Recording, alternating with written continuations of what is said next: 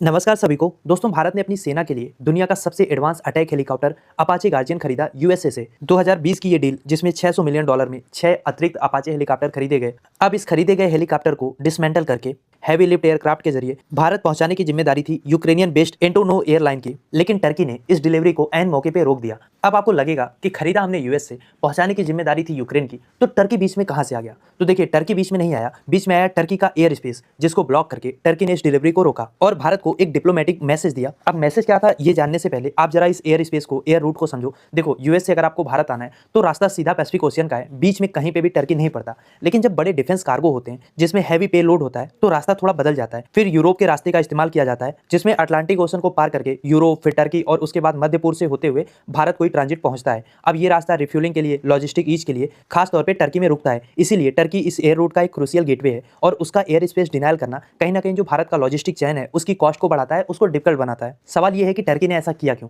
देखो, ये एक दिन में नहीं हुआ है। इसके पीछे जो वहां का राष्ट्रपति है एर्दोगन, उसकी जो फॉरेन पॉलिसी है वो काफी समय से भारत के अगेंस्ट है और काफी ज्यादा प्रो पाकिस्तान है। और कहीं ना कहीं इसके पीछे जो वहां का राष्ट्रपति है एर्दोगन, उसकी जो मंशा है कि अपने आप को एक इस्लामिक देशों का लीडर बनाने की, वो शामिल है। और उसके लिए बाय डिफॉल्ट इनको लगता है कि भारत से रिलेशन खराब करना और प्रो पाकिस्तान होना ज्यादा जरूरी है। और इसीलिए आप देखोगे कि टर्की और पाकिस्तान के बीच में पिछले कुछ सालों में कई सारे डिफेंस और स्ट्रेटेजिक डील हो चुके हैं। यहाँ तक कि टर्की कश्मीर के मुद्दे पे यूएन में भी पाकिस्तान की ओर मुखर होकर बोलता है, पाकिस्तान का समर्थन करता है, जिसे भारत अपना इंटरनल मैटर मानता है। और दोनों देशों के बीच में नेवल और एयरफोर्स की डील भी काफी बढ़ चुकी है। टर्की पाकिस्तान के लिए युद्धपोत बना रहा है, पाकिस्तान का जो F-16 फाइटर जेट्स है उसको अपग्रेड करने में मदद कर रहा है। यहाँ तक कि टर्की का जो पड़ोसी देश है अजरबैजान, उसको भी कहीं ना कहीं दबाव लेके भारत के अगेंस्ट खड़ा करता है, एक हॉस्टाइल स्टैंस बनाता है। और भारत ने भी कहीं ना कहीं इस रवैये का जवाब दिया। टर्की के नेशनल डे के अवसर पर भारत ने अपनी ओर से कोई भी उच्च स्तरीय ऑफिशियल को नहीं शामिल किया, जो एक तरीके से टर्की का डिप्लोमेटिक बायकॉट था। लेकिन इस एयर स्पेस ब्लॉकेट के बाद ऐसा लग नहीं रहा है कि टर्की इस तरीके के हल्के रिटेलिएशन से टर्की सुधरने वाला है। भारत को ये इंश्योर करना चाहिए कि टर्की अपने इस एंटी इंडिया स्टैंड के लिए